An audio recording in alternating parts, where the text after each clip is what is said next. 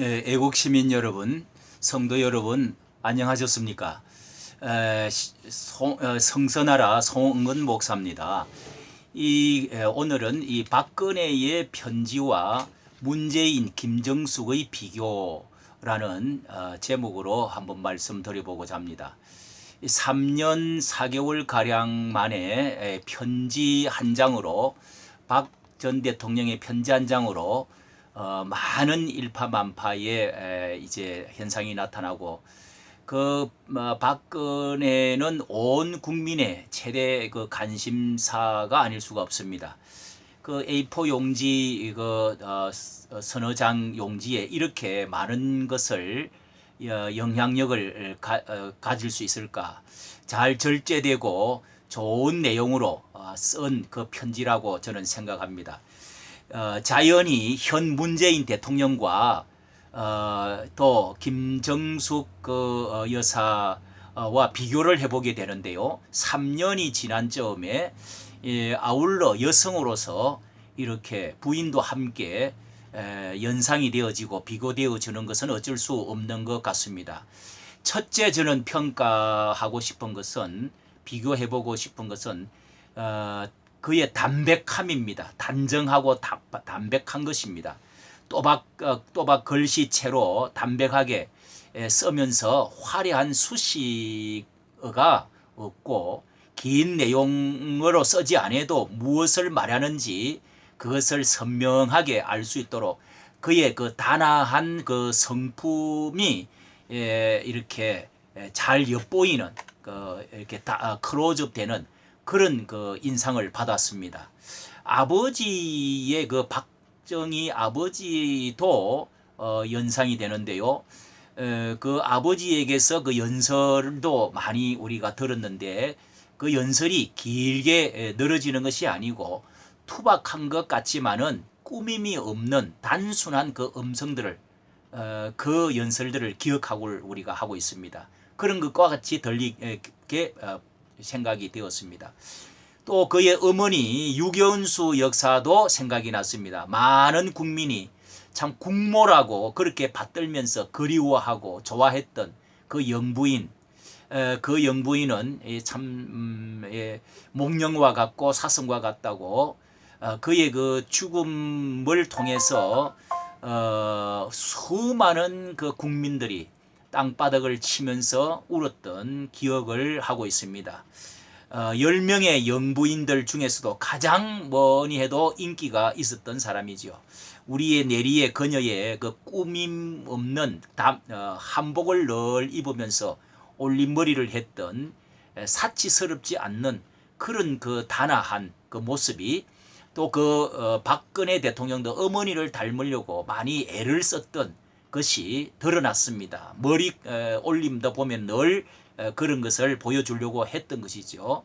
그 어머니는 이 5,000통이나 되는 엽서를 국민들에게 답장을 하나씩 다 해줬다고 하는 것을 들었습니다. 이 문재인은 어떻습니까? 담백합니까? 저는 그렇다고 생각하지 않습니다. 그 안에 무엇이 들었는지, 그 말이 어떻게 해석을 해야 좋을지 참 그렇지 않고요. 지금 그 영부인 되는 김정숙 여사는 그 박근혜가 어머니를 닮아서 머리와 옷 이런 것도, 그 백과 핸드백 이런 것들이 다 국산으로 그렇게 주변에 있는, 흔히 있는 것을 그렇게 사들였다고 합니다. 그런데 옷도 그렇게 비싸지 않고 이렇게 여러 가지 많지도 않았다고 알려져 있습니다. 그런데 지금 김정숙 여사는 사진에 다니는 게 200벌이나 넘는 그 화려한 옷들을 그렇게 지금 돌아다니고 있습니다. 그의 또 해픈 웃음을 기억하게 되고, 그리고 대통령보다도 그 의장 행렬에 있어서 대통령보다 앞장서서 다니는, 나대는 그 모습, 내 세상을 만난 것처럼 나대는 그런 모습은 비교가 되어지지 않습니까? 그리고 또 한 가지, 솔직 진실함입니다. 그 편지에서 솔직 진실함입니다. 안과 밖과 속과 겉이 이거 다르지 않는 글 전체를 읽어보니까 몇 번이고 읽어보니까 음흉하게 감추어 놓은 그 어떤 칼이 감추어져 있거나 무서운 그런 음모의 글이 아니고 해석하기 어려운 모함이 있는 글이 아니고 특히 이 정치자들은 대체적으로 겉으로는 웃어도 그 안에 감추어진 있는 것들이 많이 있지 않습니까? 감언 이설 이 음모들이 춤추는 곳이 정치계 아닙니까? 이렇게 아픈 것은 아프다, 슬픈 것은 슬프다고 말하고 있습니다. 웃고 있는 사람보다도 왠지 더 선명하게 보이는 그런 것이 있습니다. 박 전 대통령이 만약에 감추어 놓고 이중적인 성격이었다면 과연 탄핵이 되었을까? 모함하고 뒤통수를 치는 그런 성격이었다면 탄핵이 되었을까? 마키벨리즘으로 정략적이고 남성적인 그 무서움이 있었더랬으면은 또 국정원을 강화하고 검찰을 강화하고 이렇게 이 속임수를 가지고 군대를 강화하는 4년간을 그렇게 했더랬으면은 또 한 가지는 김무성이나 유승민과 같은 싸움에서 좀 더 이 그 음모적이었다고 했더랬으면은 탄핵을 당했을까? 저는 그런 또 생각을 해봅니다. 문재인의 그 많은 뒤에 감추어진 거짓이 많이 드러나고 있습니다. 그의 그 진실은 한계가 왔다고 저는 생각합니다. 모든 것에 흑막 속에 감추어져 있는 것이 무슨 말을 해도 거기는 재해석을 해야 됩니다. 어떤 상황에서도 이렇게 불신이 거짓은 불신을 낳는 것이죠. 불리한 것은 입을 다 다물고 말을 하지 않습니다. 무슨 말을 해도 떠들어라 말을 하지 않습니다. 그것은 적어도 해명을 해줘야 되죠. 헌법 관계나 북한 관계나 중국 관계나 미국 관계 어디로 가는지 우리는 알 수가 없는 것입니다. 왜 저렇게 하는지 알 수가 없다는 것입니다. 이것이 솔직 진실함이 부족한 데서 저는 나온다고 생각합니다. 세 번째, 인내, 그 편지 속에 인내의 품위가 있었습니다. 참을 것은 참고 하는 그런 것입니다. 나는 탄핵과 구속으로 말미암아서 정치의 여정은 멈췄지만 이렇게 썼습니다. 북한 핵과 우방과의 관계 이런 것들을 걱정을 하면서 이렇게 말한 것입니다. 이렇게 저는 나는 탄핵과 구속으로 말미암아 정치 여정이 멈추었지만 이 글 하나 쓰는데도 그는 얼마나 뒤에서 눈이 붓도록 통곡을 했을까. 제 같으면 그런 것이 생각이 났습니다. 아마 또 쓰고 지우고 수없이 했다가도 그리고 수많은 변명을 하고 싶고 호소하고 싶고 원망하고 싶고 길게 100장이고 200장이고 쓰고 싶고 갈리고 싶고 정오심을 가졌다가 울었다가 정신을 잃었다가 이런 일들이 많이 있었을 거라고 생각합니다. 그러나 그 모든 것들을 생략하고 그는 욕하거나 저주하는 것보다도 대통령으로서의 그 품위를 권위를 지키기로 하면서 3년이 넘도록 얼마나 그는 한 번도 성명서를 발표하지도 않고 이 분열을 조장하려고 하지도 않고 입을 다물고 있었던 것입니다.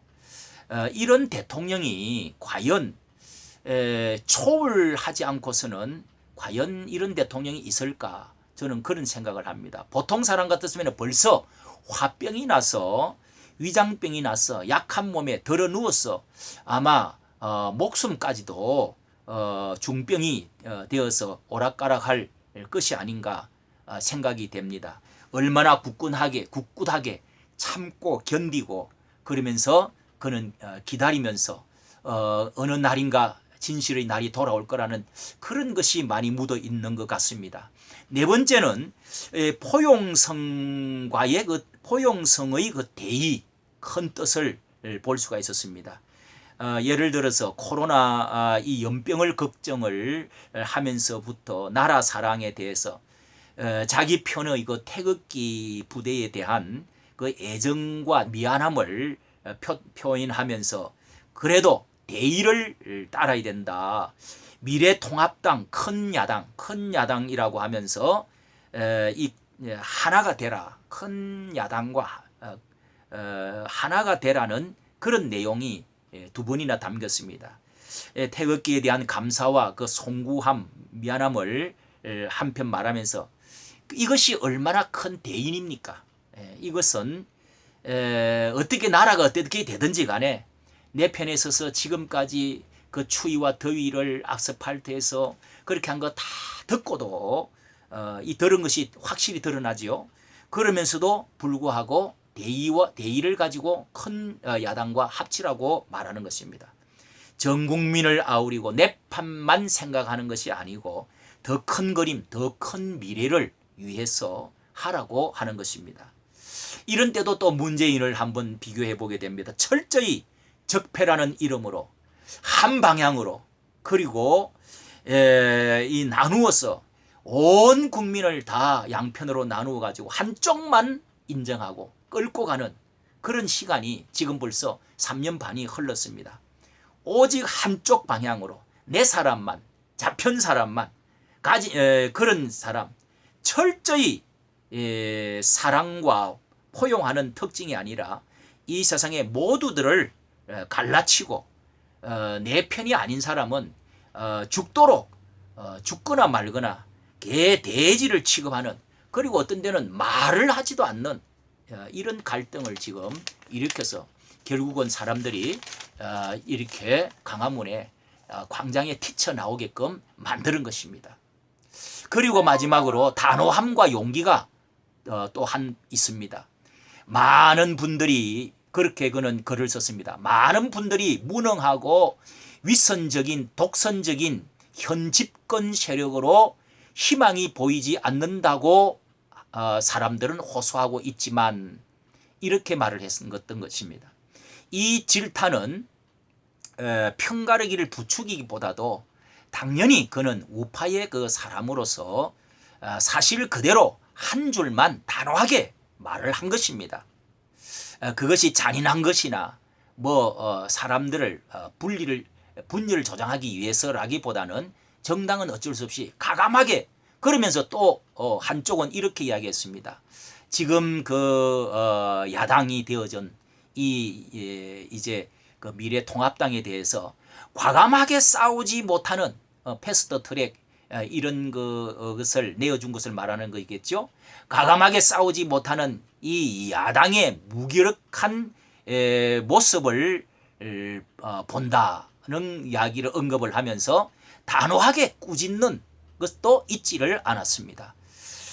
두리뭉실 넘기고 아부를 하는 것이 아니고 단호한 그 지도자로서의 어머니처럼 해초리를 보여주었던 것입니다.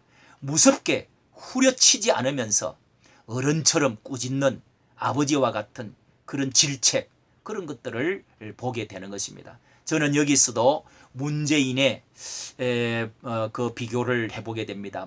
사람 좋은 사람이라고 많은 사람이 말했습니다. 그러나 알고 보면 무서운 사람입니다. 그 속에 그 고집이란 단어가 저는 생각이 났습니다. 끝까지 내가 옳은 것만 고집하고 다른 데 쳐다보지 않는다는 것, 이것은 화합과 융합이 아니고 이것은 진정한 아버지와 어머니의 해초리가 아닌 것입니다. 아무리 잘못해도 웃고 있는 것이 오히려 무표정하고 무서운 얼굴보다 더 무서운 것입니다. 함께 싸웠던 이 김무성도 함께 떠올려지게 되는데요. 왠지 덩치 큰 어린아이 같은 저는 그런 영상이 머릿속에 떠올랐습니다. 그렇지 않습니까? 마지막으로 그동안 대통령으로서 한마디 안 하고 그렇게 있다고 수많은 사람들이 입방아를 찧었던 그런 그 남자들, 그런 사람들을 부끄럽게 저는 만들었다고 생각합니다. 나는 이 문정부가 여러 가지 거짓과 붉은 사상이 드러난 것을 그 본질을 보게 되었습니다. 경제 실패와 또 인사 실패, 그리고 부정선거가 백일하에 드러났습니다. 그러면서 엎친 데 덮친 이 우한 코로나 역병의 저지를 실패를 더해서 이제 박근혜의 이 편지로 말미암아서 이 4.15 총선은 많이 흔들리고 있습니다. 반드시 총선에 대승리를 가져올 수 있는 것이라고 저는 확신을 합니다. 그러나 한편 또 염려가 되는 것은 중국 공산당과 북한 김정은과 모종의 그 대륙적 세력, 공산 세력들과 어떤 뒤에서 흑막에서 큰 일들을 또한 저질는지 그런 또 걱정도 하게 됩니다. 부디 이 4.15 총선이 잘 마무리되어질 수 있도록 함께 기도할 수 있기를 바랍니다. 이까지 정치해 주셔서 대단히 감사합니다.